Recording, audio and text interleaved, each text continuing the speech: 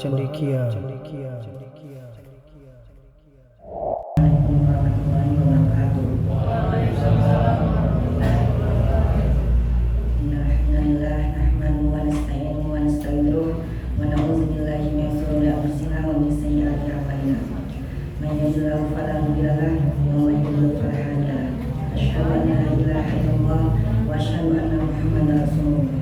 Allahumma sholli ala sayyidina Muhammad wa ala ali sayyidina Muhammad. Amma ba'd. A'udzu billahi minasyaitonir rajim. Ya ayyuhalladzina amanu kutiba 'alaikumus shiyam kama kutiba 'alal ladzina min qablikum la'allakum tattaqun. Hadirin yang dimuliakan oleh Allah Subhanahu wa taala. Alhamdulillah kita telah dipertemukan oleh Allah Subhanahu wa taala di majelis yang mulia ini. Marilah kita sama-sama bersyukur kepada Allah Subhanahu wa taala yang telah memberikan nikmat yang begitu banyak kepada kita, sehingga nikmat itu pun tidak bisa kita hitung.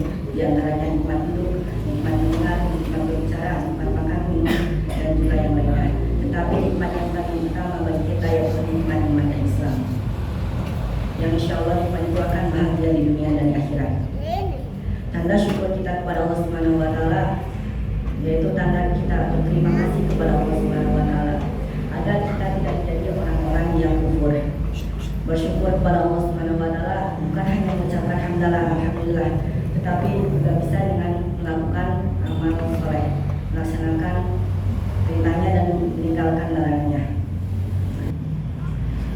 Ayat suci Al-Quran yang telah saya bacakan tadi yaitu Quran surat Al-Baqarah ayat 183, di mana yang artinya yaitu, wahai orang-orang yang beriman, diwajibkan atas kamu berpuasa sebagaimana telah diwajibkan sebelum kamu agar kamu bertakwa. Quran surat Al-Baqarah ayat 183. Jadi kita diperintahkan oleh Allah Subhanahu wa taala, diwajibkan oleh Allah Subhanahu wa taala untuk berpuasa. Sebagaimana Allah pun telah mewajibkan kepada sebelum kita agar kita bertakwa. Lalu kapan diwajibkannya kita berpuasa? Yaitu jawabannya terdapat dalam Quran surat Al-Baqarah ayat 185. Karena itu barang siapa yang berada di bulan ini, di bulan Ramadan, maka berpuasalah. Allah Subhanahu wa taala memerintahkan kita untuk berpuasa diwajibkan pada bulan Ramadan. Begitu mulia bulan Ramadan ini sehingga banyak keutamaan di bulan Ramadan. Lalu di bulan Ramadan inilah diturunkannya Al-Quran. Allah Subhanahu wa taala berfirman dalam Quran surat Al-Qadar ayat 1-5. A'udzubillahi minasyaitonirrajim. Bismillahirrahmanirrahim. Inna anzalnahu fi lailatul qadar wa ma adraka ma lailatul qadar. Lailatul qadri khairun min alfi syahr. Tanazzalul malaikatu war-ruhu fiha bi'izni rabbihim min kulli amr. Salamun hiya hatta matla'il fajr. Quran surat Al-Qadar ayat 1-5, yang artinya sesungguhnya telah diturunkan Al-Quran pada malam Lailatul Qadar. Dan tahukah kamu apa malam Lailatul Qadar itu? Malam yang lebih baik daripada 1000 bulan, di mana pada malam itu diturunkannya para malaikat dan Ruh Jibril atas izin Tuhannya untuk mengurus semua urusan. Dan juga sejahtera malam itu sampai terbit fajar. Begitu banyak kemuliaan-kemuliaan pada bulan suci Ramadan. Pada malam Lailatul Qadar diturunkannya Al-Quran dari Lauhul Mahfuz ke langit ke bumi. Begitu mulianya malam itu, malam yang lebih baik daripada 1000 bulan. 1000 bulan sama saja dengan 83 tahun 4 bulan. Jadi begitu beruntungnya kita sebagai umat Nabi Muhammad SAW bisa beribadah pada malam Lailatul Qadar. Perbanyak ibadah pada malam Lailatul Qadar. Karena beribadah pada malam Lailatul Qadar ini sama saja kita beribadah lebih dari 83 tahun 4 bulan. Maksud lebih itu yaitu lebih baik daripada 1000 bulan. Begitu besar karunia Allah Subhanahu wa taala dan tidak terbatas bagi orang yang memahaminya. Dalam kitab Durrul Mansur dari Anas radhiyallahu anhu, Rasulullah sallallahu alaihi wasallam bersabda, Allah Subhanahu wa taala memberikan malam Lailatul Qadar hanya kepada umat Nabi Muhammad sallallahu alaihi wasallam dan tidak diberikan malam Lailatul Qadar itu kepada umat-umat yang terdahulu. Maka kita harus bersyukur kepada Allah Subhanahu wa taala karena telah diberikan malam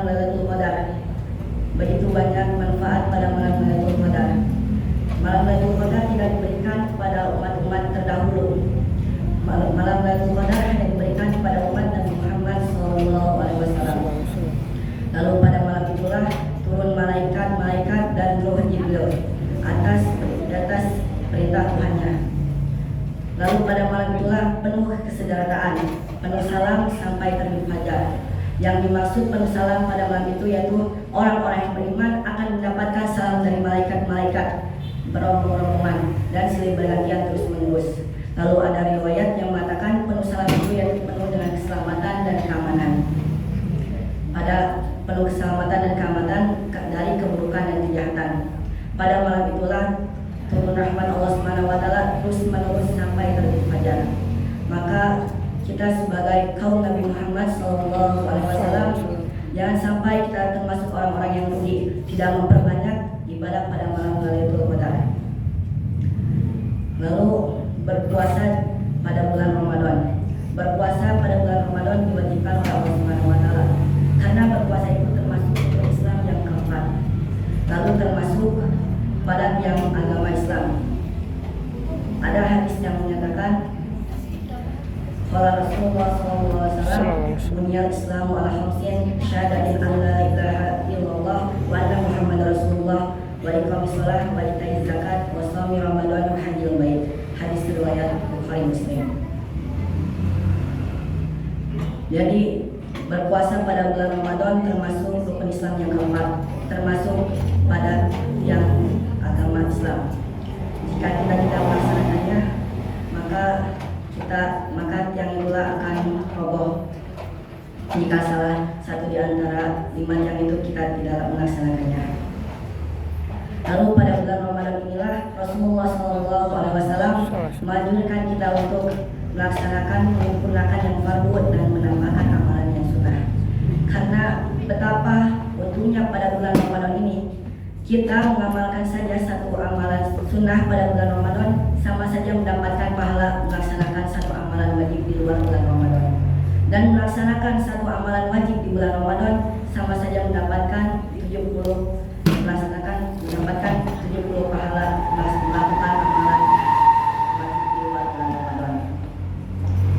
Lalu di bulan puasa ini, di bulan Ramadan ini kita dianjurkan untuk saling bersedekah, saling memberi.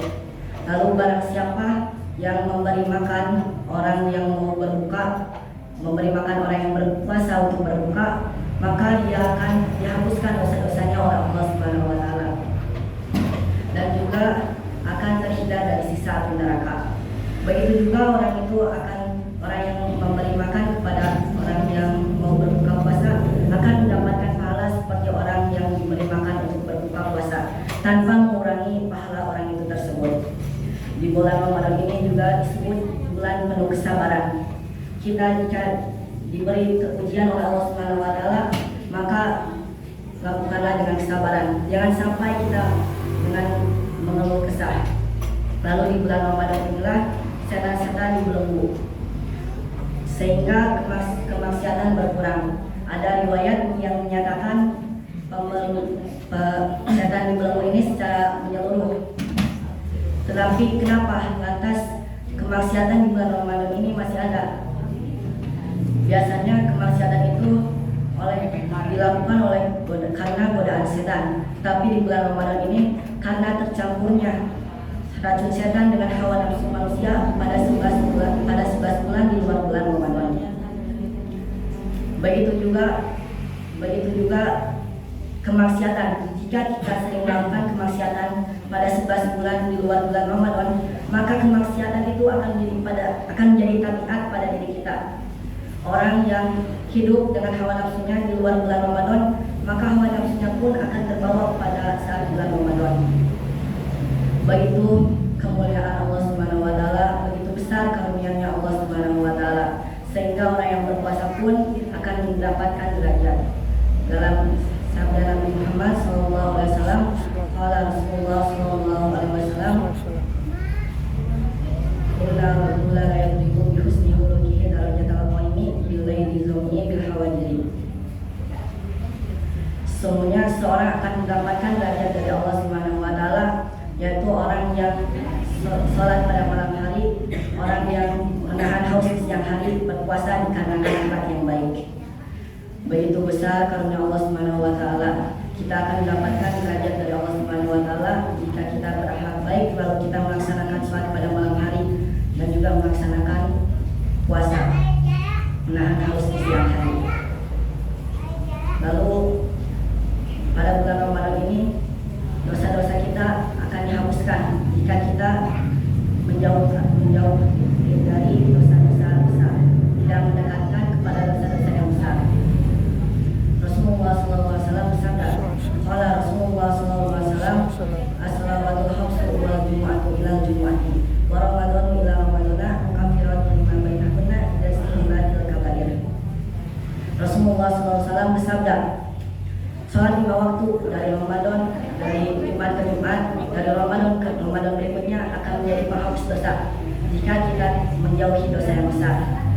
Maka pada bulan Ramadan ini kita jauhi dosa-dosa yang besar. Kita laksanakan kewajiban-kewajiban kita jauhi dosa-dosa yang besar. Kita laksanakan berpuasa pada bulan Ramadan ini. Semoga dosa-dosa kita diampuni oleh Allah Subhanahu wa taala. Lalu begitu besar karunia Allah Subhanahu wa taala dengan keberkahan puasa ini sehingga makan yang disantap pada sebelum berpuasa yaitu sahur akan mendapatkan pahala bagi orang yang melaksanakannya. Sahur itu yaitu makan menjelang fajar. Sebagian ulama berpendapat sahur dimulai saat waktu lebih tengah malam. Lalu dalam hadis dikatakan qala Rasulullah sallallahu alaihi wasallam innallaha wa malaikatahu yusholluna mutasahhirin. Sesungguhnya Allah Subhanahu wa taala akan memberikan rahmat dan malaikat akan mendoakan rahmat kepada orang-orang yang makan sahur. Jadi kita laksanakan sahur agar kita didoakan rahmat oleh malaikat-malaikat. Lalu banyak keutamaan makan sahur ini. Di antaranya yaitu dengan makan sahur kita sudah melaksanakan sunnah Rasulullah SAW.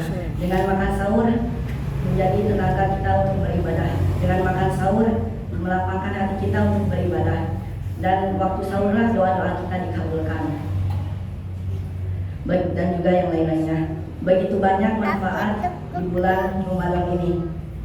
Begitu banyak keutamaan di bulan Ramadan ini. Maka oleh karena itu marilah kita sama-sama bertakwa kepada Allah Subhanahu wa taala. Beribadah di bulan Ramadan ini.